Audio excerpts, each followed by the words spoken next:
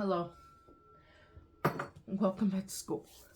Someone had requested, I forget if it's David or Alex, but either way, one of you guys had requested stretching for hand, and I think for feet for piano and organ. So this is going to be that video. I have a pile of books here, and a whole bunch of other stuff that we'll go through. So yeah, first to go through some of these books and ones that I would recommend. This one by Tobias. I cannot pronounce the guy's name, but the Relaxation book.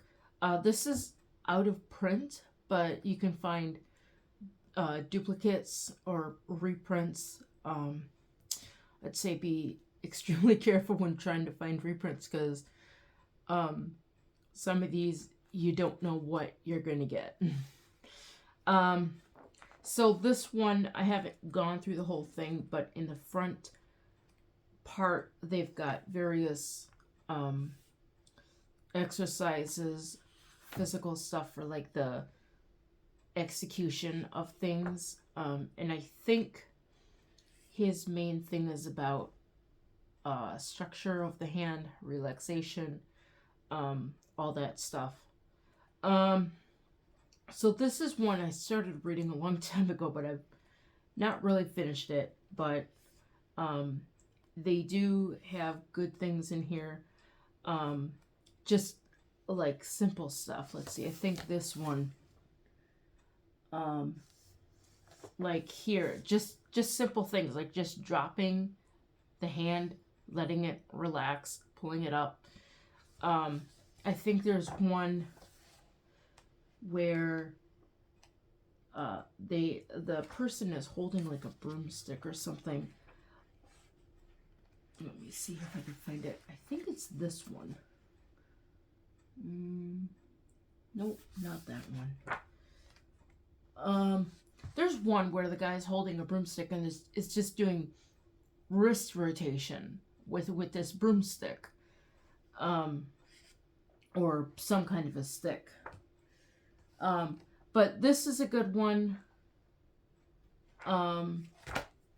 Again, it can be found on like Google Books and things, so you don't really have to buy a copy. But I mean, I like to mark in my books, so yeah.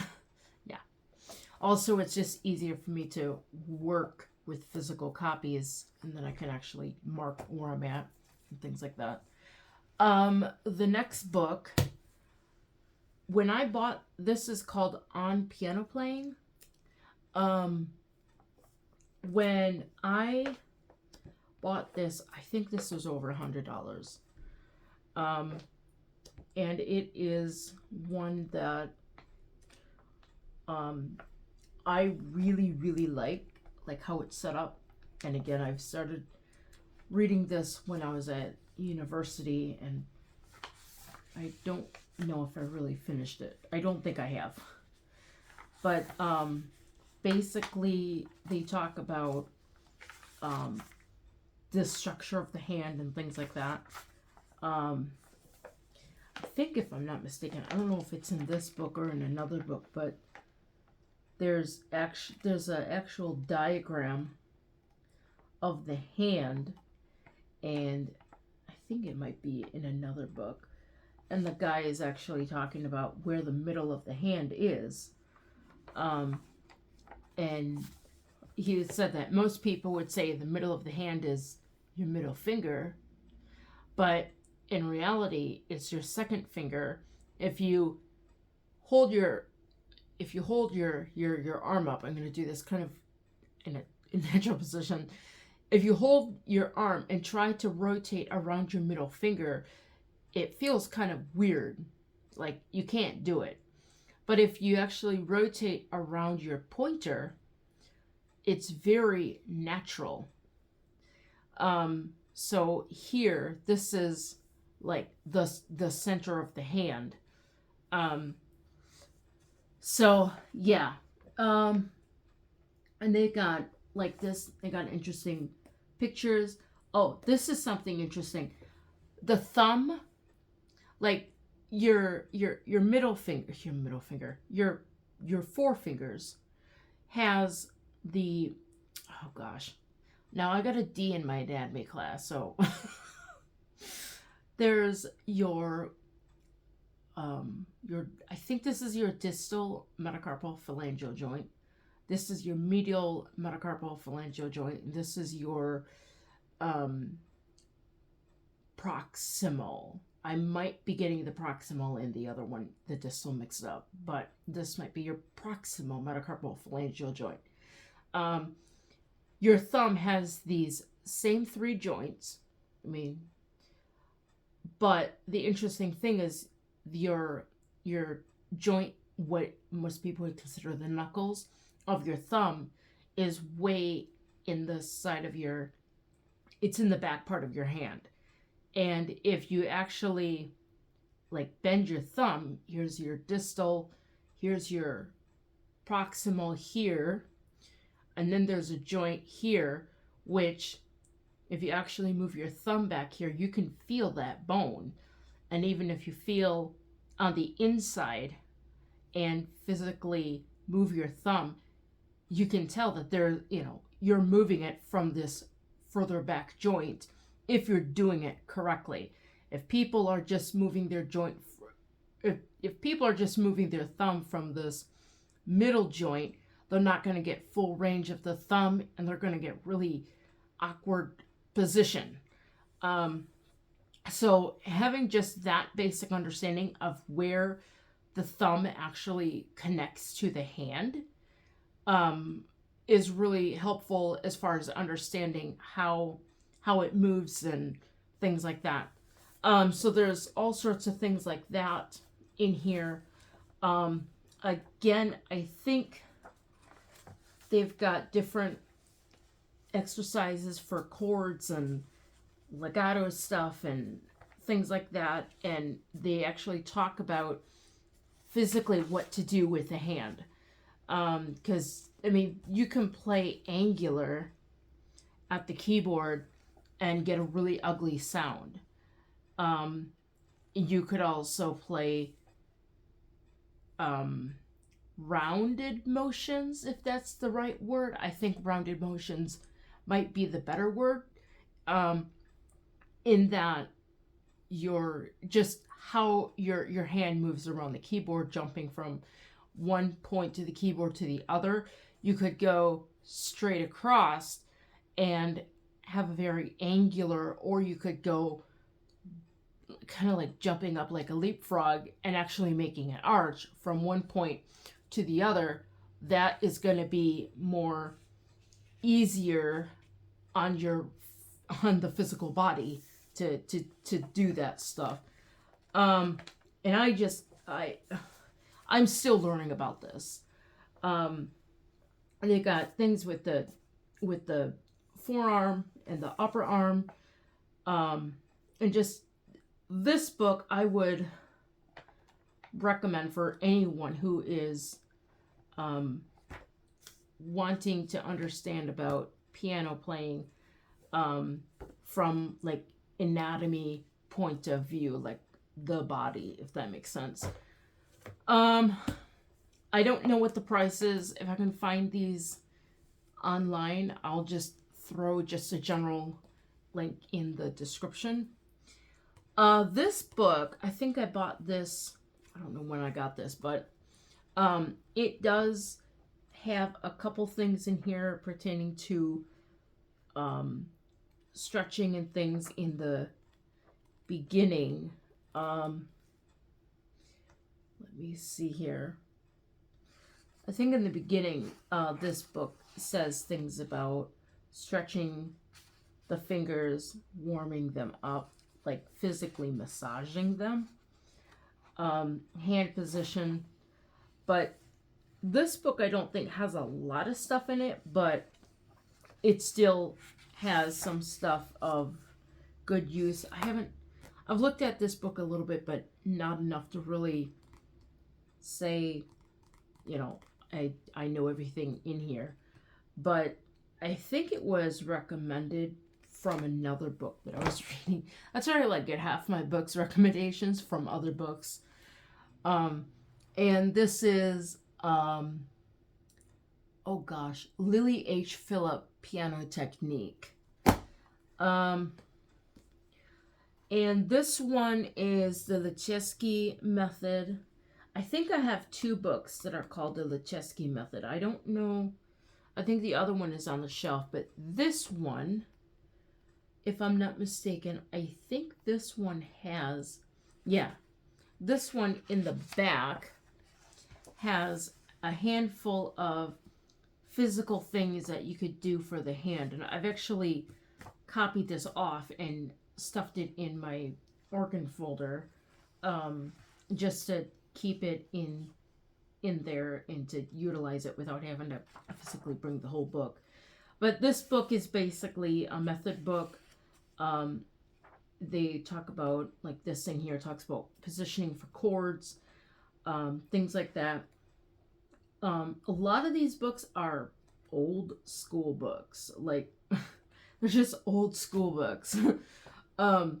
So the method and how they teach things is going to be drastically different from how modern piano books teach piano.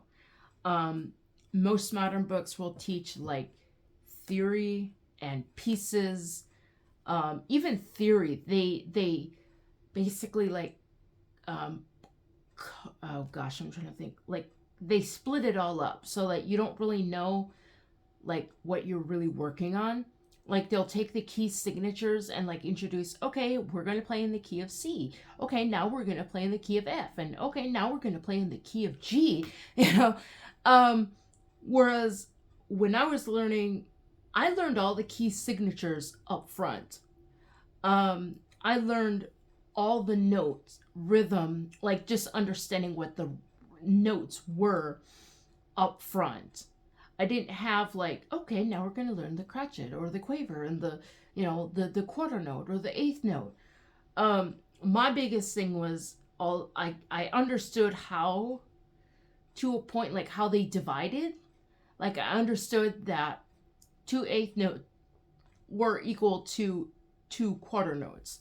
My biggest thing was not knowing how long is a quarter note, because I didn't have a concept of a metronome or a beat, if that makes sense, when I was first learning about music.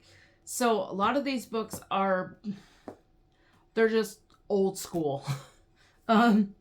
This book is a really good book. This book has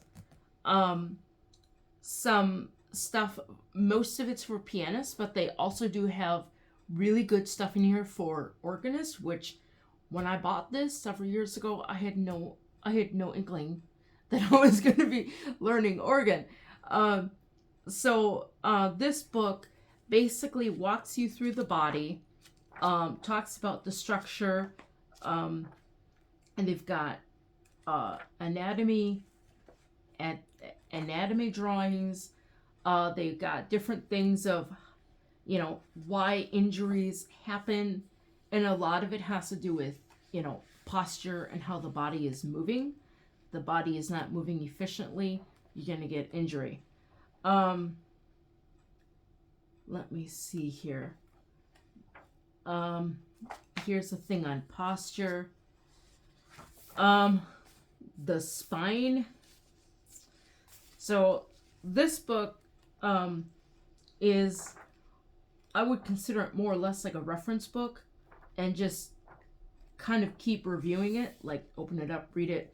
I think what I'll probably do is, I know for a while I was looking at the section with the foot, and there's something in here pertaining to organ pedaling. I'm not exactly sure where it's at, but there's something in here related to that. I think it might be in this section. I'm not sure. But either way, there's all kinds of stuff in here. Seating position, sitting at the bench, having the proper height and things. So this book doesn't have, they don't have as many like stretches or anything in it, but just as far as understanding how the body works in relation to the piano and organ, this is a really good book. I think there's a DVD that goes with it, but I don't know. I haven't really bought it, so but I think it's on the back of the book here. And this is what every pianist needs to know about the body. Thomas Mark, by Thomas Mark, yeah. And then there's little things in there for organists as well, which is nice. This book, it's another old school technique book. It's got, again, old school pictures. This book I've had for a long time. I think I bought it off internet somewhere, but I've referred to it so often that it's just falling apart. This book is really neat because they've got all kinds of really awesome photos in here of very fine pianists, both men and women. Hand structures, I mean, all kinds of stuff in here. But in the back, let me see here if I can find it. In the back, they have physical stretches for different parts of the body. If I can, it's hard to tell what the, okay, here. Oh. Let's see, it goes in here. I think there's like 5 or 6 pages of physical stretches that that can be done. I'm going to move some of these over here so it's a little bit more flat for you guys. So they've got like upper body things that could be done, arm things, finger things. Somewhere, I think it's in the back of this book somewhere, they actually have, like, if you want to work on trill, you know, like work on your trills or evenness of notes, they actually give you, you know, like, go through these exercises. If you want to do like large leaps or whatever, work on these exercises. So I'm not sure exactly where that is, but this book has some nice things in it as well for exercises and things for the hand. So that is pretty much what I have as far in the way of books where I've kind of got some of these from. I also have, in this folder, which I think I went through and showed like a whole bunch of stuff in here.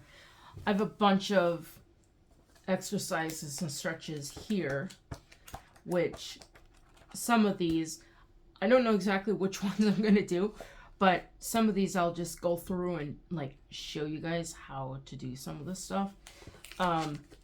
And I've got some others elsewhere in files from, you know, chiropractics and therapy, like occupational therapy and things like that. I just, if I threw everything in this one folder, it's just going to be like a big mess. But most of these that I have in this folder were found off the internet, or they were given to me from my other music professors or teachers when I was at university. Okay, so how to go about this? I think what I'll do is I'm gonna do some of I'm gonna work from like the bigger muscles and then go to the smaller muscles. I think that'll be easier. So we're gonna start at the feet and work our way up as in the realm of, stretching. At this point is when I would say to the world, disclaimer. I am not a doctor. I do not claim to be a doctor. I have no license in practicing medicine. Therefore, these stretches and such that you are watching, you can do at your own risk, but please, please, please seek out a medical provider for best results, or just use common sense. If it hurts, stop. So, okay, that's my disclaimer. Okay, so we need to do some arrangement here. Okay, welcome to the floor. Let me flip you upside down so that you're the other way around. Sorry. To realign all that up again. Yeah, you should be able to see. Okay. So, this one, I'm going to explain it, and then I'm going to try to show at different positions. Right now, I have you guys on the floor that you can see what the feet are doing.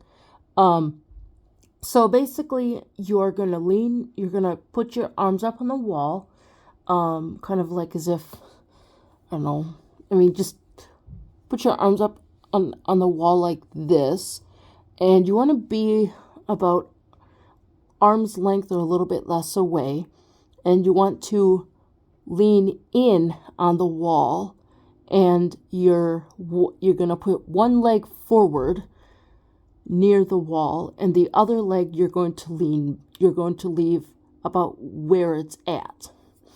And that back leg is going to be stretched in the calf and the lower leg muscles and up through the knees and things. So let me show you how that is done. And then I'll try to explain things as I'm doing this. Okay, turn on the light. Okay, so I'm on a wall. I'm going to move my shoes real quick. So I'm on a wall. I'm about arm's length, give or take. I have one leg I'm going to push. I'm going to put my right leg closer towards the wall. And I'm going to bend in on the front leg. I think I need to move back further. Okay. So I'm about arm's length away. I'm putting my right leg forward. And then I'm going to lean in on the right leg so that it bends. And as I'm leaning in, obviously the elbows are bent outward. The back of the left leg is actually being stretched. And if you can unlock your knee and kind of bend your foot your foot more, you'll get more of a lower calf stretch down into the actual foot ankle area. If you lock your knee, you're just going to get pretty much around the lower knee area. But if you unlock the knee and bend inward, your stretch is going to go from the knee down into the foot. And just because I'm going to do the other leg, just to even things out. Again, my right leg is forward, and I'm bending in, and I'm trying to stretch. This one I don't feel a good stretch. I think if I pull it out, yeah. If I pull it out more, I will get a good stretch. And again, if you unlock the knee your stretch is going to go down into the foot area. So that is that one. I'm going to put you up on the music desk so that you can see what the upper part of the body does. Can't see. Well, we'll see if this works. Oops, sorry. All right.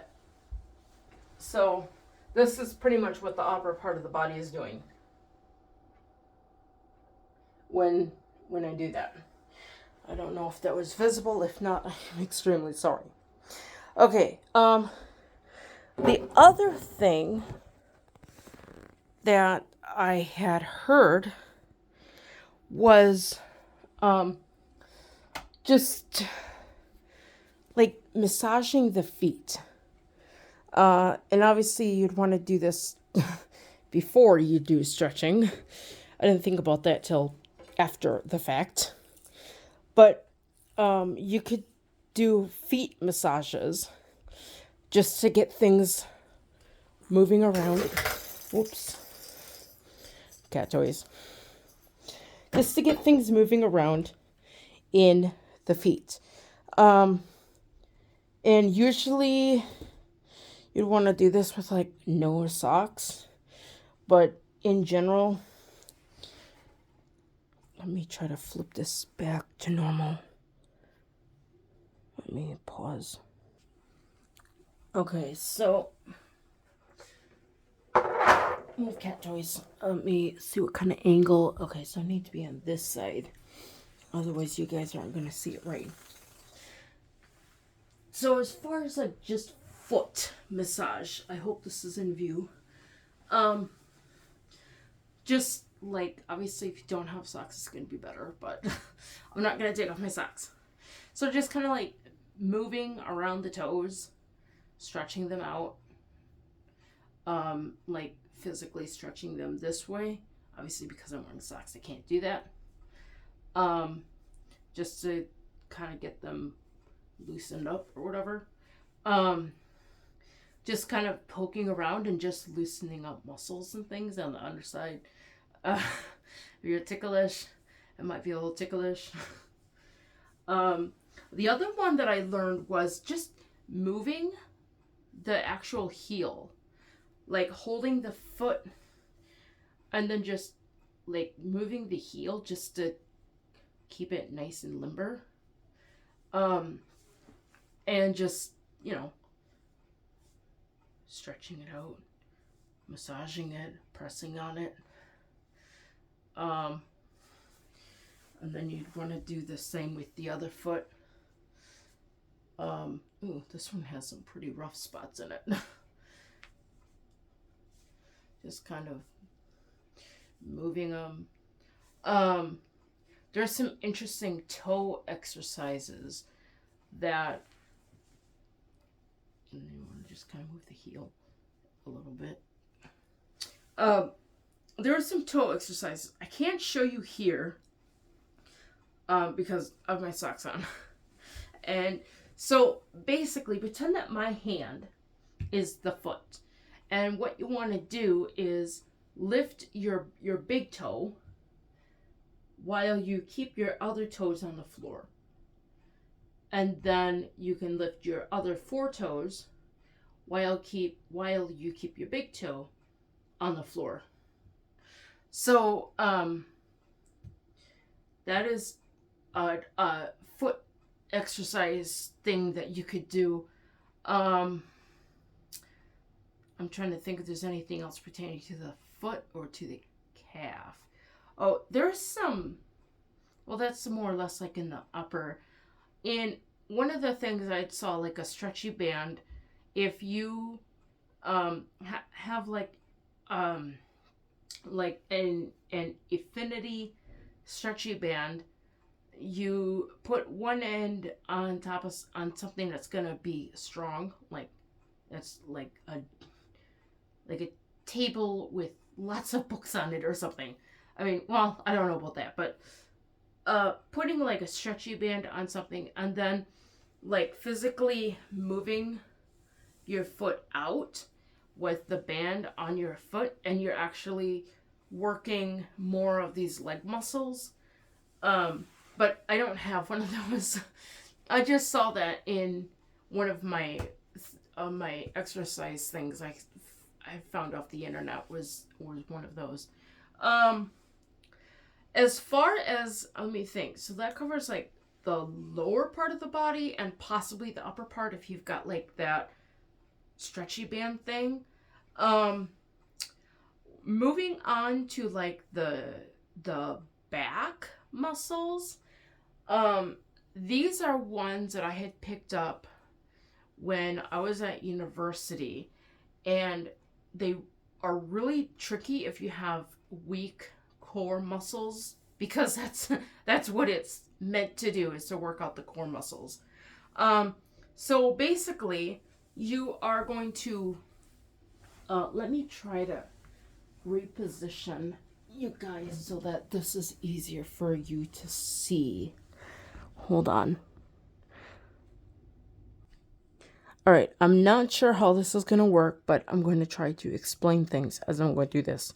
So first, I kind of have an idea of where the view is, but I don't know how well it's going to see everything. I might have to do this in two parts. So first, you want to lay on the ground or on something soft if you have it. And okay, so you're laying down. You're going to have your arms extended above you, above the head, basically. And then what you're going to do is lift. I mean, you could do like legs together or arms together or opposite arm and leg. But I'll just do arms for now. So basically you would lift from the upper part of your back and you would hold it. And then you would slowly let it down. And then you do the same with like the feet. Like, let me see. I don't know if you guys are going to be able to see the feet, but the feet would go something like this. And this is, again, using a lot of the trunk muscles and the back muscles. And then you could do like opposite leg, opposite arm. Let me see. That one is really hard for me to do because I have really weak back and core muscles. Let me see. As far as, let me see. That's a really good one. I just remembered one. I don't want to knock you guys over. Okay, so for the upper part of the chest area, this is another one that I learned at university, and it's like torturous. That's how I say it, because it literally is torturous. I'm gonna do this on the. I don't have a wall. Let me see here. Let me think. Let me do this. I could do part of it on the bookshelf. I guess I could do some of it on the chalkboard, but yeah.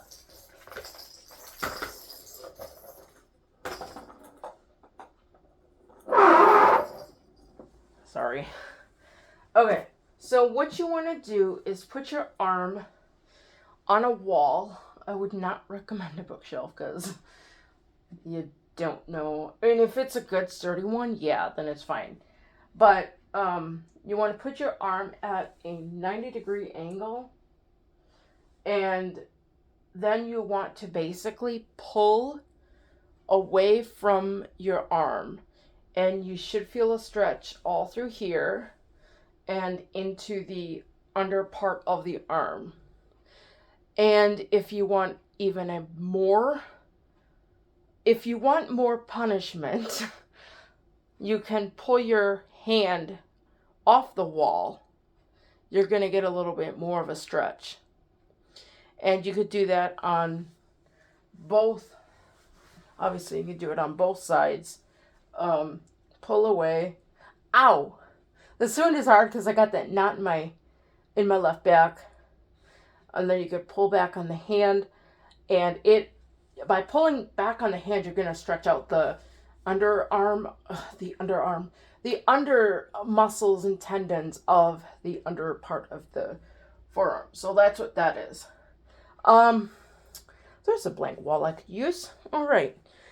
And another version of this. Let me move you so that you can see that. Can you guys see that wall over there? I need you to see the wall, not the window. Okay. So you should be able to see this wall. I gotta move this chair. At school we had lots of blank walls. And there was a singing classmate and we would do these once in a while.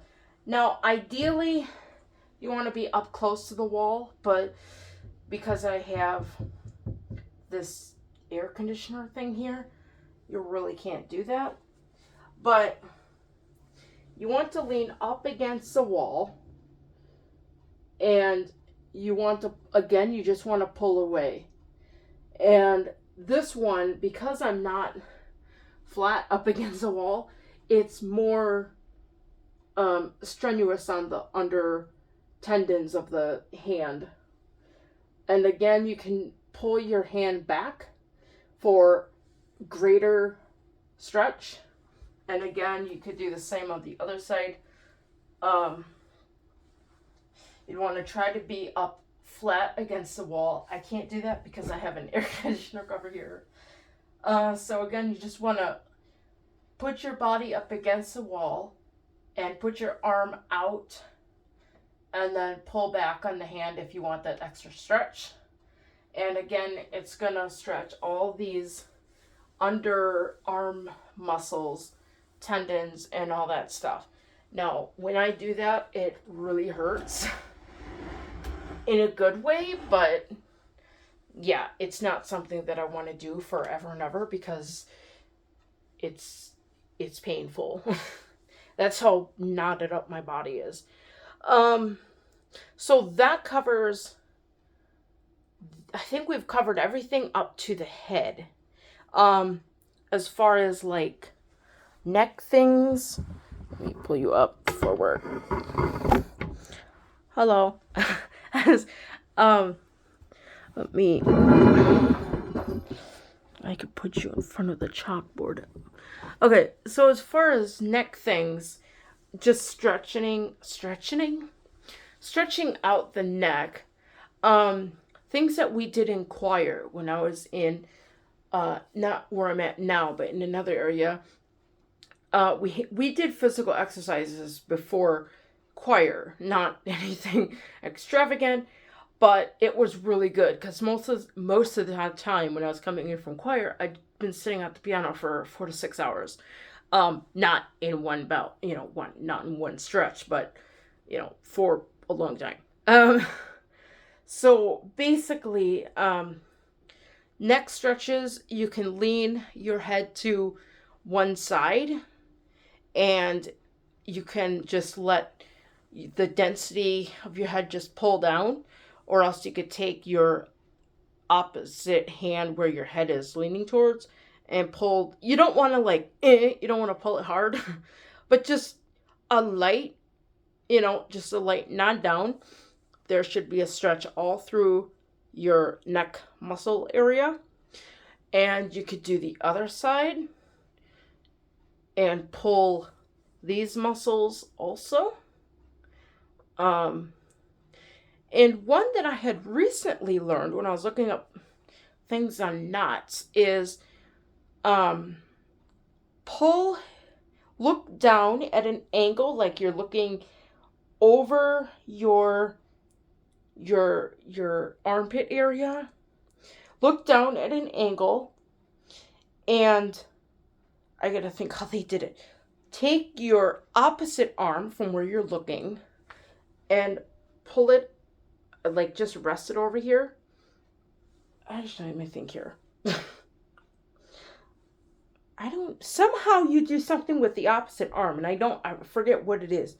But basically, you look down at it at kind of like a diagonal angle, and you take your arm of which direction you're looking, and again, you could pull your head forward, and that will actually stretch more of your back muscles. And if you can find a way of pulling this arm or whatever arm, the area where the stretch is happening, if you could like pull that forward, you're gonna get more of a stretch in your shoulder blade area. And again, you want to do the same out for the other side, and just kind of pull that out. Mine are all really knotted up right now. Let me see here. So that covers the neck. You could go like back and just kind of stretch this upper part if you wanted, and then down to just stretch that lower back. Although I think with many of us being at computers and stuff, we do enough of this, so these muscles are already stretched to their limit a lot of times. So I think it'd probably be better to stretch back and just lengthening or stretching these upper muscles in the jaw and stuff. Let me see here. Fingers. Let's do the fingers. Let me move back over to the desk or wherever we started. How do I pause you? Okay, so I think this is probably going to be the fun part. I'm going to clear this folder off here. Now, I have in my little bag a whole bunch of little fun stuff that can be purchased probably at the store or else off of Amazon or whatever. Let me see here. So we could do something with that. Just pulling out all kinds of stuff here because I really don't know what is all in here. Okay.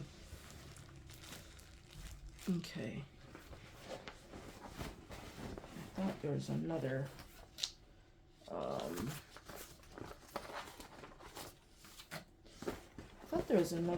Ah, here it is. All right. I have one more ball in here, and it keeps rolling around. There it is. Last thing. I just dropped it. Now I have to find my ball. Hold on. Oh no. Where did it go? Oh no, I can't find my ball. Oh no. Oh no. I gotta find my ball. Uh-oh. Hold on, I gotta find my ball. I can't find my ball. Okay, I found my ball. Okay, some real quick, like, other stretchy things that you could do. Let's see. For, like, the arm and back is, I guess what they would call, like, resistance bands or something. And basically, hold on, you would take a band. Whoops, sorry. Let me see what your angle is. Okay, you're okay. So basically, you would take a band and That's a bad example. Where's one that's not tied up?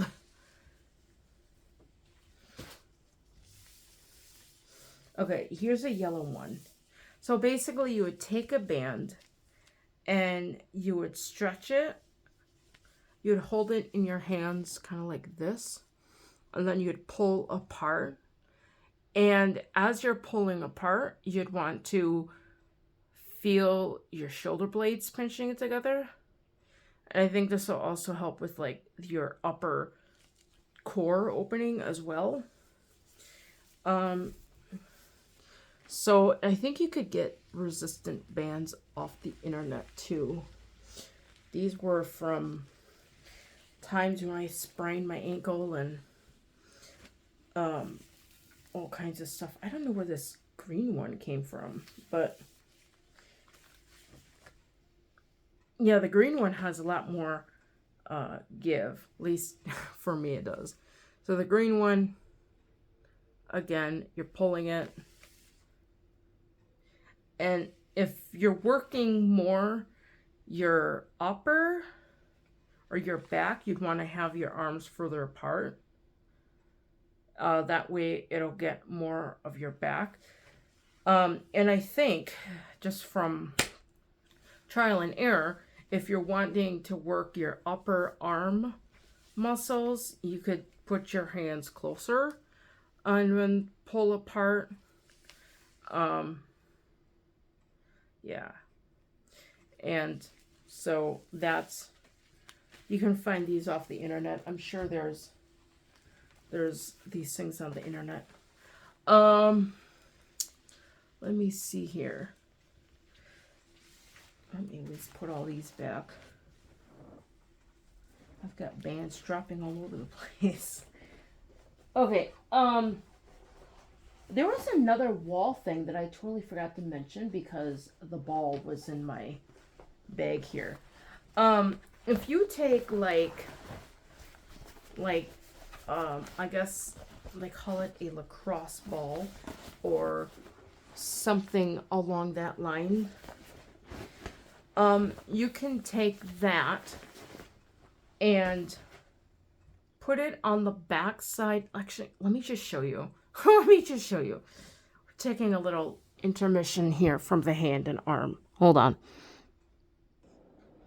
Okay, let me get this set up right. I'm gonna have to close the door. This is like the only blank wall that I have that is not occupied by something. So we are in the lavatory and the swimming pool area. I'm gonna pull this up. Music stands are so versatile. Okay, so I have one of these. I have no clue how big it is, but it is a very nice size ball. And what you can do is take this, not this ball, but you could take a ball similar to it. It's got a little bit of give, but more of it's, hard than soft. And you want to put it on the wall. And then you want to put your back up on where the wall is. And then you kind of let it drop a little bit. So I have it right over the right shoulder blade. So if you let it drop, you can actually just roll this ball on your back area, like on the muscle. You don't want to go and do like across the bone because it really hurts. I found that out the hard way. And then right now I just moved it over to the left side. And if I can drop it there, and you can like move your arm and kind of like open the blade and kind of get more into the muscle area. Yeah, like right there, I feel it right there. Don't press really hard for as much as you want to. It's just gonna make it worse, aggravate it. But just kind of rubbing it on any knots or you know, something like that, it kind of helps. I need to do this more, but it's quite, for me, it's not like a fun-filled thing I like to do. You could also do, like I just dropped it down to the lower back. You could do the lower back muscle area. A little difficult. Maneuvering everything. And then just kind of working out just tight spots. Yeah. So that is, ooh, that actually feels kind of good. That is the thing with this thing you can do. You could do something very, very similar with the hands, and I'll show you that one next. Oh, I think there's stuff on my ball. Like hair. When I was rubbing it, it probably got caught up on my hair when I was dropping it down and stuff, but yeah. Okay, let's go back to the hands. Did it go? I think it went. Oh, I gotta flip you over. Sorry. There we go. Sorry, guys. Okay, so this can be used for the back and large muscles. Another thing I've seen is doing like the leg muscles with like one of those really thick foam rollers. I have one of those, but it's buried. I don't have a spot for all this stuff. But yeah. So moving on to things that you can actually do for the hands. I'm trying to make sure that this is in line without falling. Okay. Oops. Okay. So what you can do for the hands, very similar to the thing you can do for the back.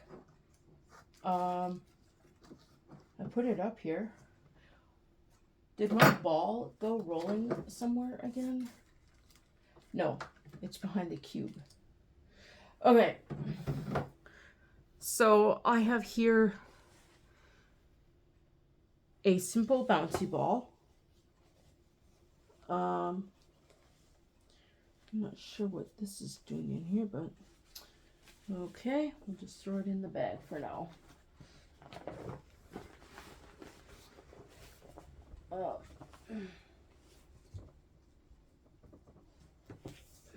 Oops. Okay, I'm going to use this book for a hard surface. This works better if you have a hard surface.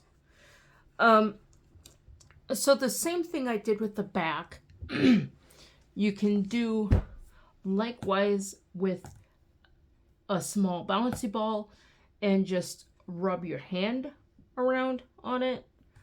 Oops. Gotta have a little bit of control there. Rub your hand around on it. You can go actually into the arm as well. You can go do the upper arm. This is a little bit difficult because I got a shirt on, but you get the idea. This is again one of those interesting things that I learned from my music professors, as far as just breaking up, not cartilage, maybe it is cartilage, I don't know, stuff with that built up between the muscles and stuff, and it just kind of builds up and it's not good. So you could do that. This is probably not a good thing because like I don't have a good surface. So that's one thing you could do as far as just rolling out stuff. You could, if you don't have like a flat surface, you could just put your arm down and just roll it in your arm with using your other hand, and just breaking up that stuff. I'm trying really hard not to lose my bouncy ball. This bouncy ball is very precious to me because it glows in the dark. But yeah, Okay, so that is something that you could do with the bouncy ball. The other thing you could do is you could get like a little, I don't know, this, I mean, I got this when I was in occupational therapy, but it's like a foam thing, and you can just squeeze in on it and it will work parts of the muscle. And the thing, if you're doing things like these, is to focus on slow motions, like squeezing in slowly and releasing slowly. And it will just, yeah, work your squeezing muscles. I'm sure this thing comes in different densities, but because I was only there for like a month before I moved, yeah. So there's that. You'd also get really awesome putty of different strengths. I think this one is from the set I had. It was like a number 2. Because I think a number 1 she said was gonna be like super easy. I'm gonna see if I can get it out. Okay, so it's starting to come. So again, this is stuff. The putty, you kind of want to be a little careful because you don't want to get your putty all dirty. But this is something you can do all kinds of things. You could do squeezing with it. You can do pinching of actual individual fingers, like if you kind of roll it up in like a long tube, if that makes sense. Maybe not the perfect tube, but it kind of works. So you could roll it up in like a tube and then like squeeze your fingers together. And like that one, this joint collapsed, which is not good. And then you could do your 4th finger, and then you could do your 5th finger, which is like really hard. I can't do it. I can't do the 4th. I can't do the 5th. But yeah, you do that. And then you could just, instead of rolling it out again, you could just use the opposite side. That wasn't squeezed together. So that's your thumb and your forefinger, and your thumb and your 3rd finger. And these basically would work on keeping your knuckles, especially this joint here, nice and strong, because you don't want them bending in like this. That's not good. Oh, that one just went in. But you can get putties of all different strengths. You can get stretchy cords, like the rubber bands, the different colored rubber bands of different strengths. And these things, I'm sure you can find them in different strengths. I don't know what they are, but I mean, you could type in like stretchy, not stretchy, but like therapy sponges or something, and see if you can find anything on that. The other thing that I have pertaining to the hands, which after this, it's like my fingers and my hands are gonna be all warmed up. The other item would just be simple rubber bands. These, I purchased a big old thing of rubber bands, and I just went through and I grabbed a couple for the fingers. So basically what you want to do with this is you'd want to put it on between the distal and the medial phalangeal joint, and this second area of bone. And you'd want to do that with all the fingers, With the thumb, you want to be more on the nail. They basically wrap your rubber band around these knuckles or these surface areas of your hand, and you want to put the thumb about where the nail is, give or take. You don't want to go, I mean, you could go here, but it kind of be kind of awkward. But I usually go at about where the nail is. I try to keep it off the quick because that could get aggravated. So basically what you want to do with your rubber band is you want to spread your fingers out, and you could hold it for a little bit and then slowly bring them in. And what this will do, and again, slowly bring them in. And what this will do is actually strengthen your bridge of the hand. I was not taught these things, and I was in university. I was doing like quarto finger exercises, and my piano professor was always telling me, lift my fingers. And I had no clue what he was talking about. It's like I'm trying to, lift my fingers, but it's like, it's awkward. But I think it may have just been awkward because I didn't have the strength to do what he was needing me to do. And I wasn't sure if he meant lift them high and then like striking them down, or I just didn't know.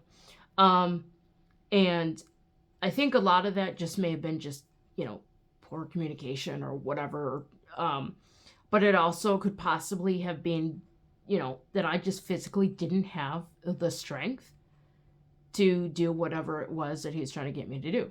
Because I know when I do this with the rubber band, and I slowly let it in, I can feel it in these knuckle area. I felt it more on this hand. I don't know why. But yeah, so there's that size rubber band, which is pretty average.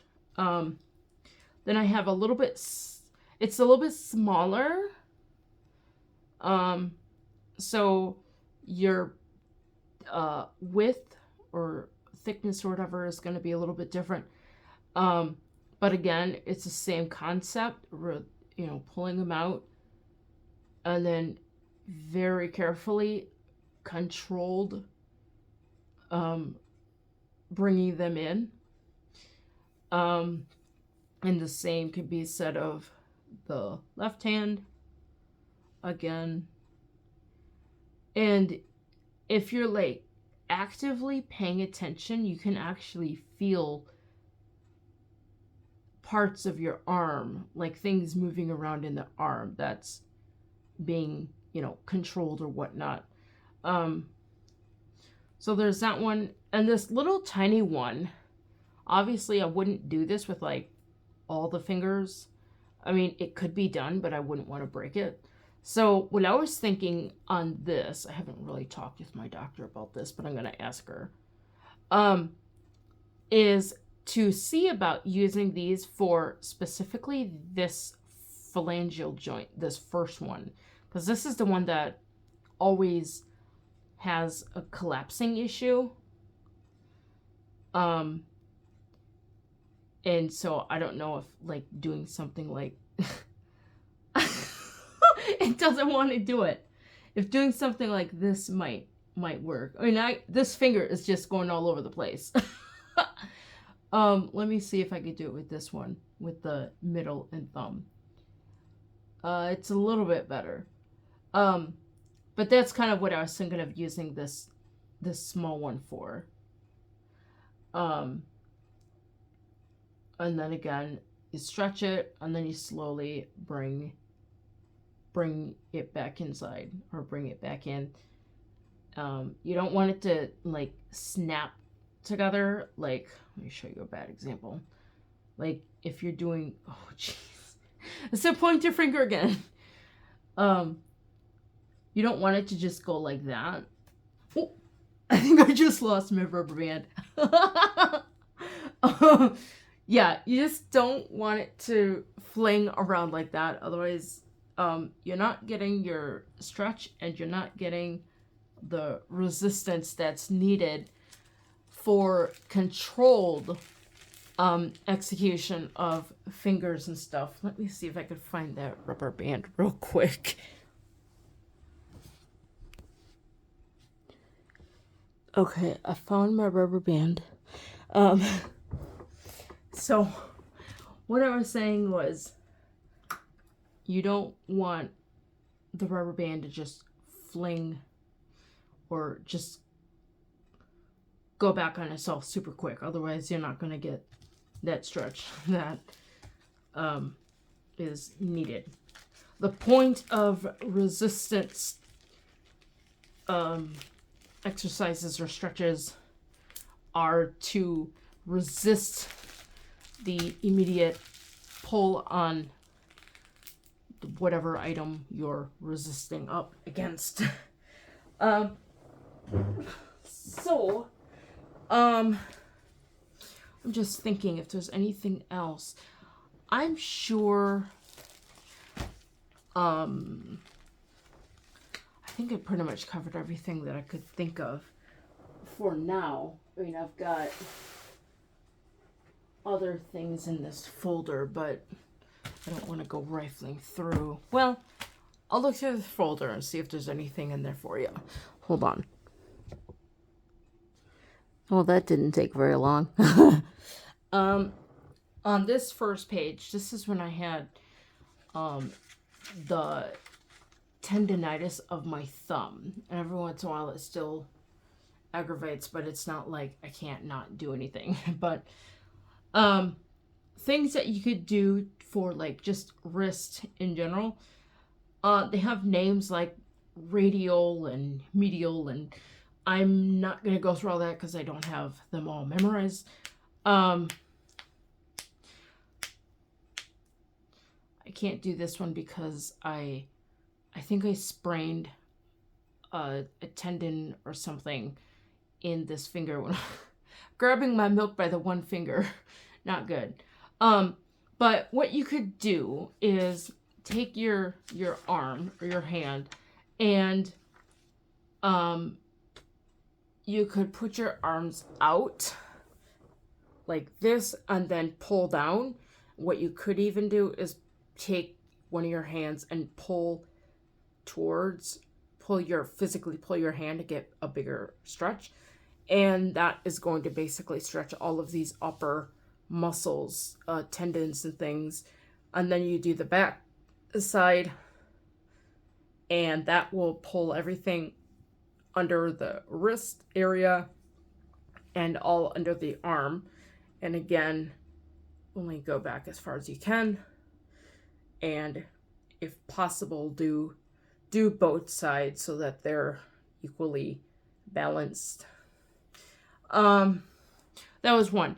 Something you could do with the thumb to hopefully keep your thumb from developing tendonitis is to move it from whatever its natural position and move it as far as you can to see if you could touch your fifth finger and hold that, and that is going to stretch these tendons and thumb muscles here. And then you pull it back, and again you do the same with this side, and again it's going to do stretching there. The other thing you could do is put your thumb in your fist, wrap your fingers around your thumb. Not, you don't want to have a death grip on them, but just wrap them lightly and then pull down on your hand. And you're basically going to get a nice stretch along here, which if you cannot do this particular motion without it being excruciatingly painful, that's like one of the tall tale signs that you've developed tendonitis in this thumb area. And then you could do the same pull up on your hand so that you're stretching the under side of the wrist. Kind of hard to tell, but if you pull upward, you're not gonna get a real big pull because the hand, it doesn't pull naturally. It just doesn't go this way. It doesn't go towards the thumb a whole lot, but that is another area that can be stretched. Let me see if there's anything else on here. I'm just kind of skimming through here.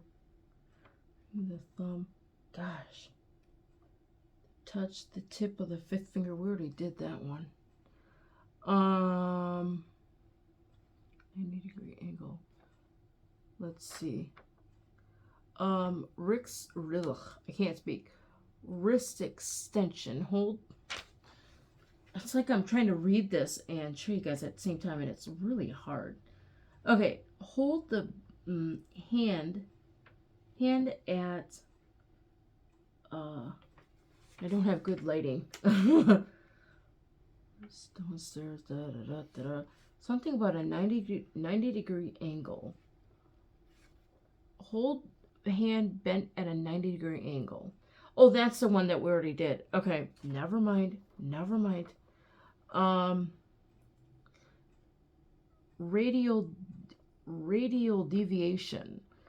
Hand is vertical and is pulled upward at the wrist. Hand is vertical and is pulled upward at the wrist. Okay, we already did that one too. Ulnar radial ulnar. That's like these bones here. Oh, pulled upward. Okay, yeah. So you could do these. You basically hold your hand like a karate chop, and then you pull them up, and then pull them down. That's what those are. That's your ulnar and radial deviation. These are your wrist flexors and extensors. That's what those are called. Thumb, I'm trying to read my own handwriting. Let's see. Thumb extension. Oh, thumb is bent. Thumb is bent across the palm. So that one we kind of already did. So just stretching the thumb across the palm. And then thumb is moved away from the palm. So just stretching your thumb out as far from the palm as possible. That will stretch these inner hand muscles and things. Let me see here. I think I covered pretty much most of all these other ones. There's one where you could do like thumb to each finger. And you kind of want to, I mean, you could go like this, like just simple. I mean, just literally touch them. Or else what you could do is like literally widen your hand as far as it will go and slowly bring them in and slowly bring them out. Again, that will work more of that controlled motion. And it's kind of interesting with your fifth finger. Your fourth finger more than likely will move because the two are linked together by some kind of thing, a band of some kind. I think Schumann screwed up his hand trying to do some weird stuff, and he basically ended his piano career because apparently he didn't like how God created his hand. So yeah. Let me see what else. Let me see. So we did the one with the ball on the hand. We did the one with the laying down on the ground and doing the hand, arms out and lifting up from your body. We did the one where you're standing at the wall. Oh, let me see here. Let's see. Just in general, knowing like sitting posture. Currently my sitting posture is not good because I'm sitting in a really comfy chair and my back is not healthy. But your natural sitting position, if you sit, your lower back should almost be pushed inward ever so slightly. And your shoulders should be held back, not like forcefully, but just naturally. And your ears should be by your shoulders, like over your shoulders. And basically everything should be resting on the skeleton, and your muscles really should not be doing anything. That is when you're sitting properly. If you're sitting improperly, like if I'm leaning forward, and I'm, if I lean forward long enough in this position, I'm going to start to develop back issues or neck issues or whatever, because I got my head jetted forward. My back is like pushed out in the lower part, and that's not good. And there's no support for the body, if that makes sense. These are those exercises from that book that I was mentioning earlier, which some of these are literally the same as these other ones here that I was mentioning. Basically pulling your arm up, letting it drop. And I think there's some things in here about like splaying the fingers. Just not that you're like trying to purposely, get larger than a, 10th octave or 10th key or whatever, but just for agility. I think that's probably more important than reaching larger octaves, is just to have the agility. And that's what I think most of these exercises would be good for, is just, agility and stretching so that it's not injured. Okay, let me look through this pile and see if there's anything like really, really good in here, because I think most of these were already covered before throughout this video. Okay, I just found a whole bunch in this packet here. I'm not going to go through and demonstrate because there's a lot of them here, but I think this was found in, what is this called? I don't know. It's from a chiropractic's office.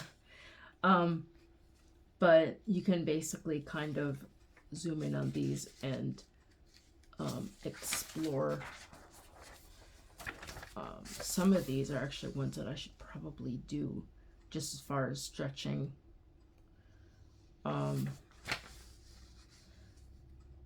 You got one with the splits, it looks like. Maybe that's later. Oh, this is the one. This is the one that I was trying to show you on the floor. If it didn't turn out, this is kind of what it looks like. Oh, here's the one with the splits on the next page. So these are just, just to show you, like, there's a lot of different stretches and exercises that can be done, not only for the hand, but just for the whole body. A couple of those. And that is, all right. There's a couple more. Oh my gosh.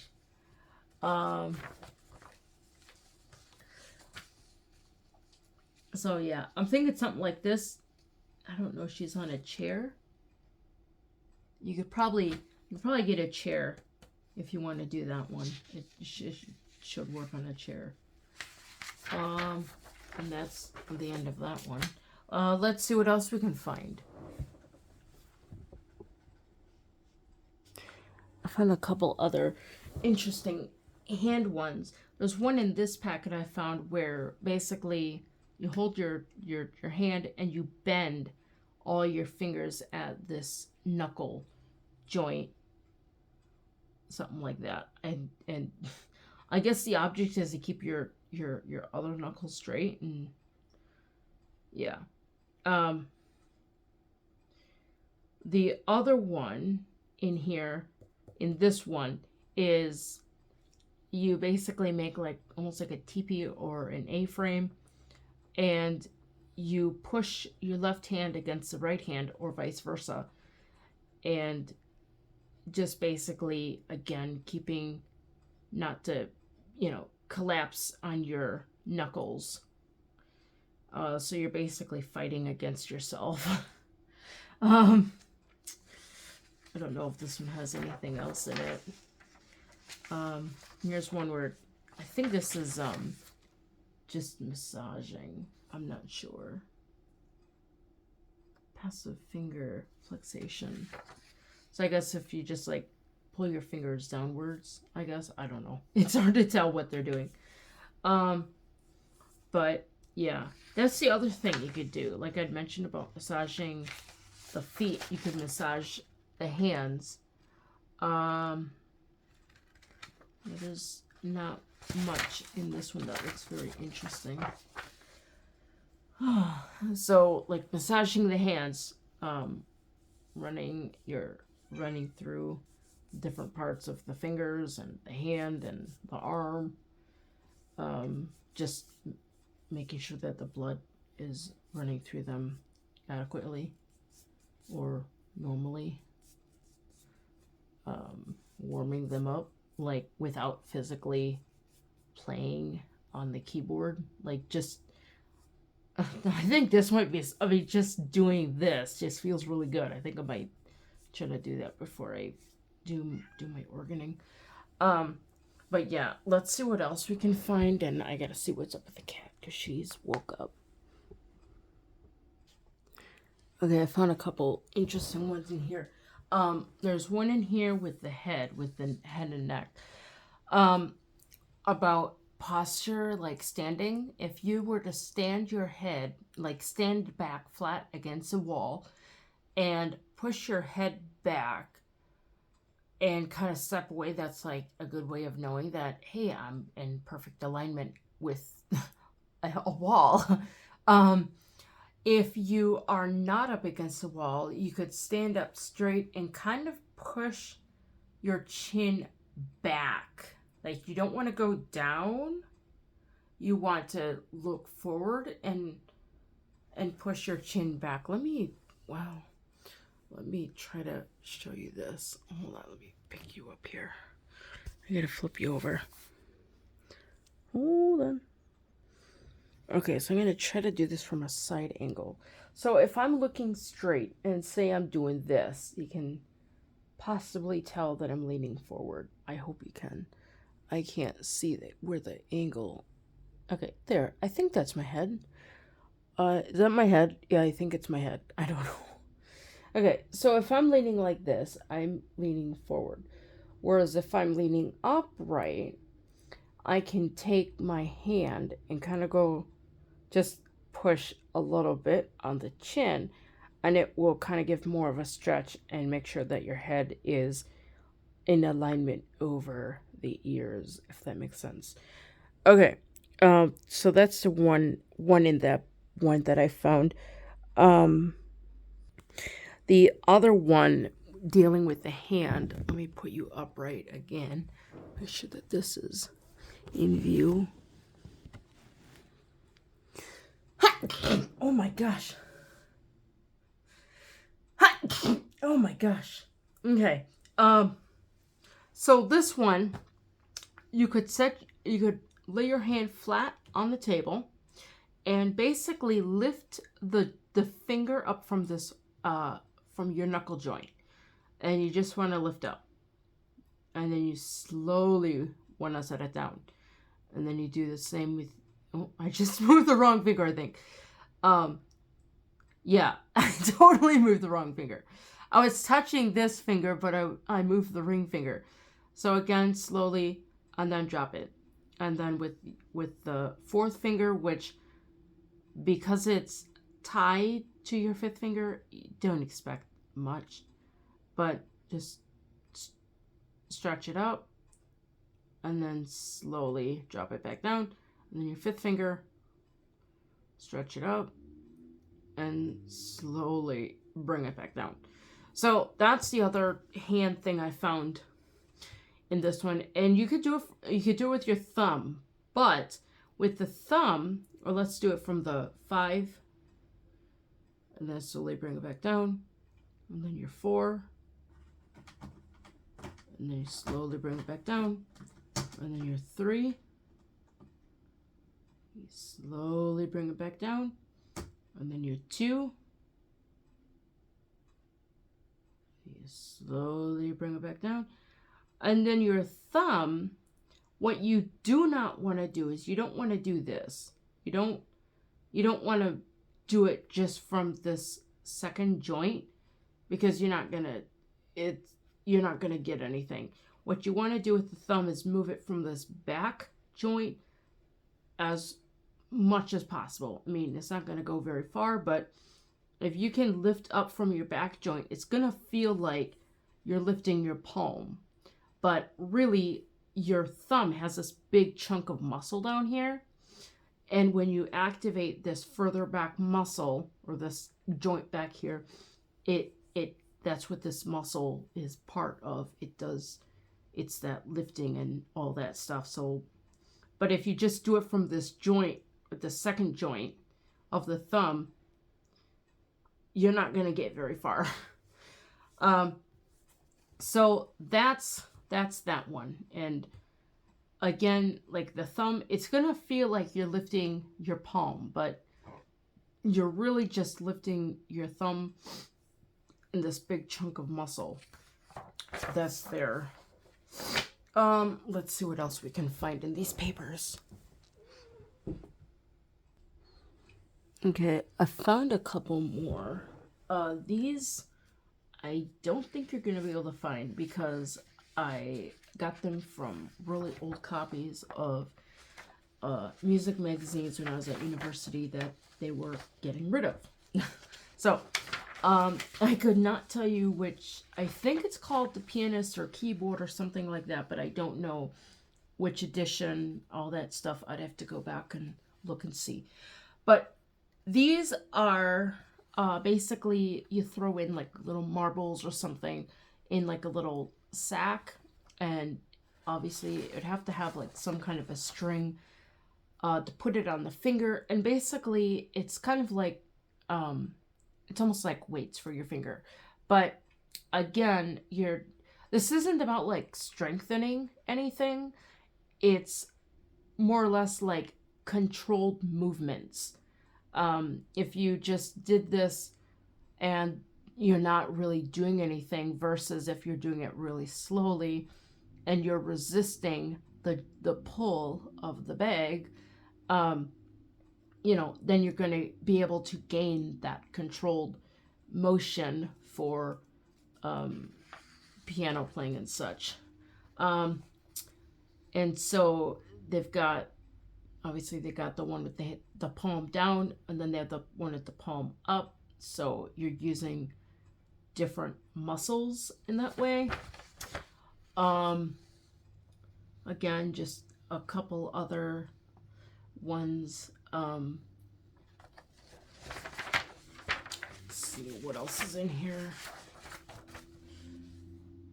Stuff for, and then it looks like it's for the thumb. So that is that one. Moving onward. That's just a bunch of text. Now, I don't know where I found these or what they are, but I have like 3 giant packets of exercises. Actually, let me go through the smaller stuff first, because this stuff I think has more interesting things in it. These are the exercises from that piano technique, the yellow book that I was showing you earlier. That's what all of these are. Actually, there's more than 6 pages. I think I said earlier there's 6 pages of exercises. There's at least 10, or if not more. But that's what all that is. Let me see here. These. That's that's more thumb stuff. I don't know how that stuff got all mixed up. Now my papers are getting mixed up. Let me see here. Okay, so I could not tell you where this pile of stuff came from. Let me put these somewhere so they're not in the way. I could not tell you where these came from, but they came off the internet, and I copied them and I put them in a Word file, and then I printed them.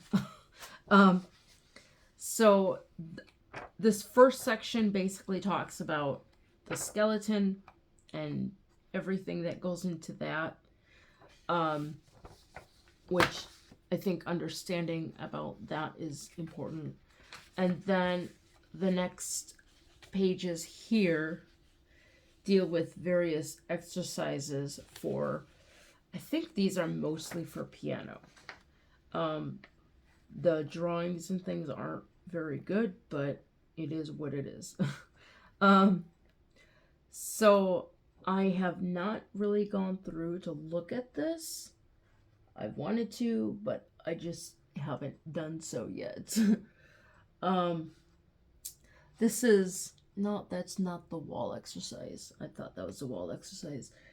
But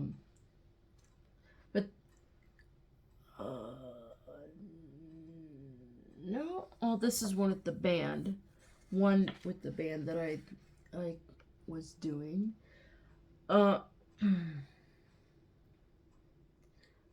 You just, I don't know. I haven't really looked through this, so I'm not exactly sure where things are. But they've got several with elastic bands for resistance.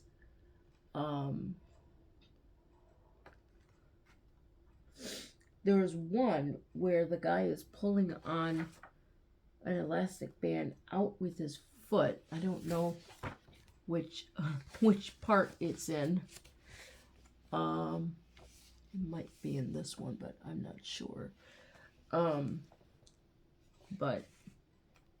if anyone is curious about what these are, let me know, and I will go through and read it and tell you guys what these are all about.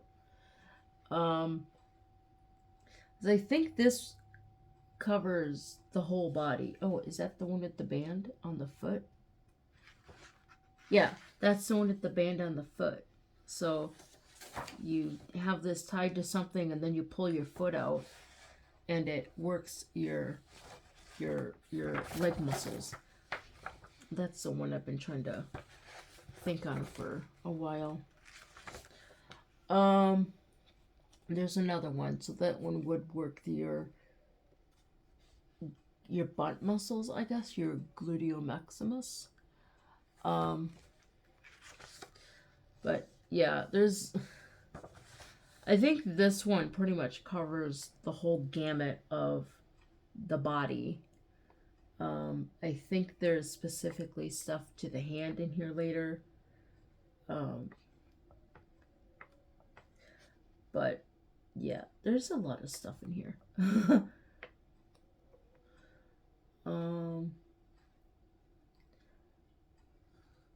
Some of these images can't even tell.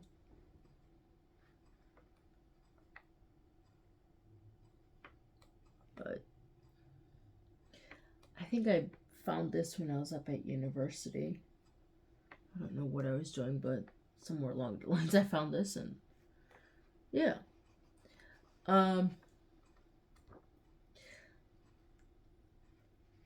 Yeah, this is this one here. This is that very first foot thing I was showing you guys about. So that's that one. So yeah, if anyone is curious about what is in this large packet of, I don't know, line drawings, 3-part packet, let me know. I could say, hey, if this video gets like 1,000 likes or something, I'll go through and I'll read that I'll go through and I'll read that packet for you. Then I'll tell you all about it. But yeah. So that is pretty much everything that I have in the immediate realm of finger, hand, body, all that stuff pertaining to piano and organ.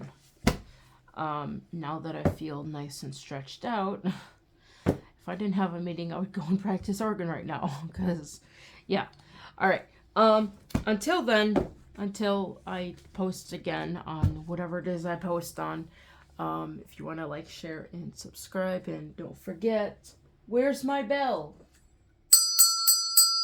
Ring the notification bell for all notifications.